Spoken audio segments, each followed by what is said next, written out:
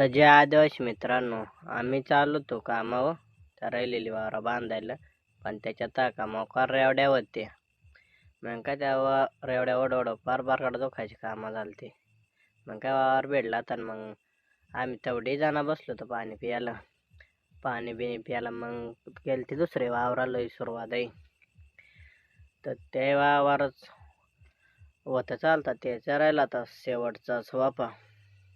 मग काय त्या शेवटचा वाफा केला आणि आम्ही बसलो होतो जेवायला. जेवणा बिवणं आराम चालला होता. आराम बिराम केला आणि मग काय चाललो दुसऱ्या वावराकडं. तर दुसऱ्या वावरात पोहोचला होता. तर त्याची एक पात भिडवली ते आम्ही. तर त्याच्यात मोकार एवढ्या होत्या.